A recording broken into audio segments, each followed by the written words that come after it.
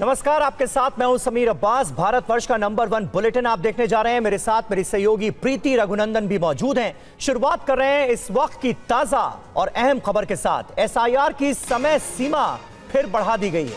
6 राज्यों में चुनाव आयोग ने एसआईआर के लिए और वक्त दिया है। यूपी में 26 दिसंबर तक एसआईआर की समय सीमा बढ़ा दी गई है, यानी इस तारीख तक 26 दिसंबर तक लोग एसआईआर प्रोसेस के तहत अपनी जानकारी चुनाव आयोग को दे सकेंगे। यूपी में 31 दिसंबर को प्रकाशित होगा draft roll. MP, Chhattisgarh, Andaman में 18 दिसंबर तक, तमिलनाडु, गुजरात में 14 दिसंबर तक ये समय सीमा बढ़ा दी गई है। पीयूष पांडे हमारे सहयोगी इस वक्त हमारे साथ जुड़ गए हैं। एसआईआर की समय सीमा में इजाफा किया गया है पीयूष, और इसके पीछे दरअसल चुनाव आयोग की मंशा क्या है, जरा बताएं।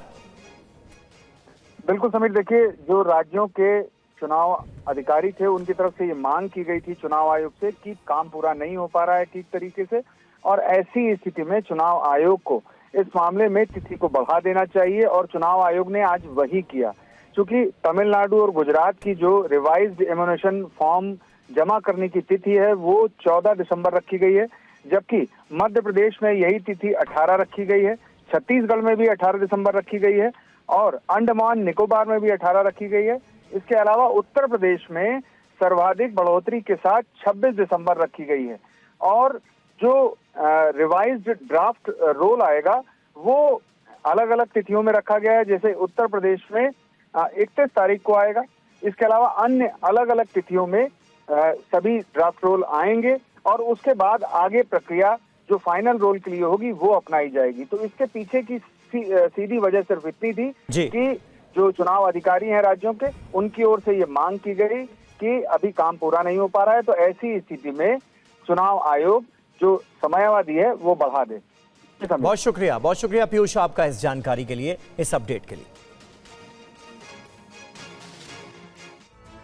और इस बीच एसआईआर के खिलाफ ममता बनर्जी का आपत्तिजनक बयान आया। इस एसआईआर का नाम पर माताओं बहनों के हक छीनने की तैयारी हो रही है। ममता बनर्जी ने कहा, महिलाएं अपने अधिकारों के लिए लड़ें, किचन के सामान का महिलाएं इस्तेमाल करें, पुरुष पीछे से महिलाओं का साथ दें। ममता बनर्जी ने ये बात कृष्णा नगर में रैली को संबोधित करते हुए कही है।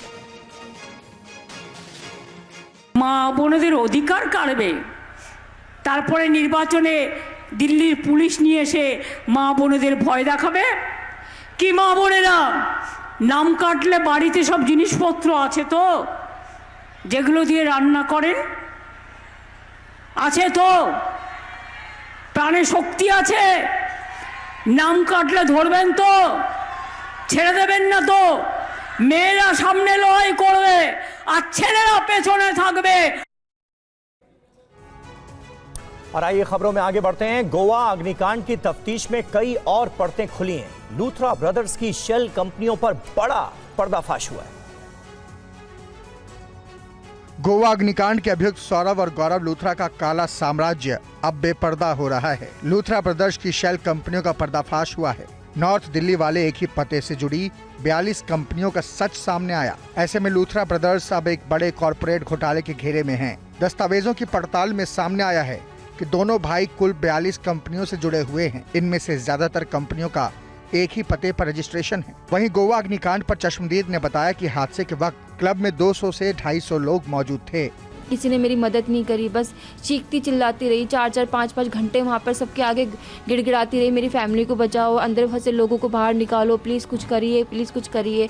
लोग खड़े होकर तमाशा देख रहे हैं जलते हुए बाहर, कोई कुछ नहीं कर रहा सर। फायर ब्रिगेड की गाड़ी भी 40 मिनट बाद आती है, पुलिस भी उतनी लेट आती है। वहीं लूथरा ब्रदर्स के पार्टनर अजय गुप्ता को कोर्ट ने 7 दिन की पुलिस रिमांड पर भेजा है। गोवा अग्निकांड में नाम आने पर उन्होंने खुद को सिर्फ स्लीपिंग पार्टनर बताया। वहीं गोवा अग्निकांड पर दिल्ली की रोहिणी कोर्ट में आज सुनवाई हुई। अग्निकांड के अभियुक्तों सौरव और गौरव लूथरा की ट्रांजिट एंटीसिपेटरी बेल पर कोर्ट ने फैसला सुरक्षित रख लिया है। थोड़ी देर में कोर्ट का फैसला आएगा। इस मामले पर संवाददाता जितेंद्र भाटी ने special public prosecutor Atul Shrivastava से बात की। आर्गुमेंट करा, जिस तरीके से वो दावा कर रहे थे कि उनकी जान को खतरा था, और जो स्टेट है वो रिवेंज से जो है कार्रवाई कर रहा है, बुलडोजर चला रहा है। कभी भी स्टेट रिवेंज से नहीं चलाती। ये डिफेंस काउंसिल है, वो तो कहेंगे अपने तरफ से। मैंने बताया कि अभी तक कितने भी आदमी पकड़े, किन्हीं के साथ किसी ऐसी प्रकार की घटना नहीं हुई है, ना किसी ने कोई एलिगेशन लगाए। सर इसके बीच में आपने ये भी कहा कि उनका कोई बिजनेस नहीं था। घटना घटने के बाद 1.5 घंटे के अंदर फ्लाइट बुक की और गए वो। नहीं, उन्होंने अपने बेल पिटीशन में ये कहा कि हमारे कोई बिजनेस के सिलसिले में हम ऑलरेडी जा चुके थे सेक्स को। हमने कहा नहीं, घटना घटी है 11:15 बजे रात की और 1.5 घंटे के अंदर आपने टिकट कराई है और 5:30 बजे के लिए आप चल पड़े। जुडिक्शन को लेकर भी आप सवाल खड़े कि मेंटलिटी हुई? नहीं, हमने बताया कि जुडिक्शन जो ऑनरेबल सुप्रीम कोर्ट ने कहा है उस आधार पे उस दिस इज अ कंडीशनल, वो कंडीशन फुलफिल नहीं होता, इसलिए इनकी बेल की सुनवाई यहाँ ना की। मेडिकल हिस्ट्री को भी आपने नकारा कि उसमें भी कुछ धान। सर हमने कहा कि ऐसे कोई सीरियस एलिमेंट नहीं है, वो कोर्ट ने भी अप्रिशिएट किया। फैसले पे कब का आना? सर आज 5 बजे शाम के लिए। और वहीं गोवा अग्निकांड मामले में बड़ी कार्रवाई भी हुई है। पासपोर्ट सस्पेंड होने के बाद थाईलैंड में लूथरा ब्रदर्स को हिरासत में लिया गया है। ये पूरी खबर देखिए। गोवा अग्निकांड की तफ्तीश में कई और परतें खुली हैं, तो अब इस मामले में बड़ा एक्शन हुआ है। भगोड़े लूथरा ब्रदर्स को थाईलैंड पुलिस ने हिरासत में लिया है। सौरव और गौरव लूथरा को डिटेन किया गया है। अग्निकांड के बाद लूथरा ब्रदर्स थाईलैंड फरार हो गए थे। अब लूथरा ब्रदर्स को थाईलैंड के एक होटल से हिरासत में लिया गया है। इन दोनों अभियुक्तों के खिलाफ लुकआउट सर्कुलर जारी हुआ था। इसके बाद एजेंसियां थाई सर्विसेज के संपर्क में थी। सौरभ और गौरव लूथरा गोवा अग्निकांड के बाद से ही फरार थे।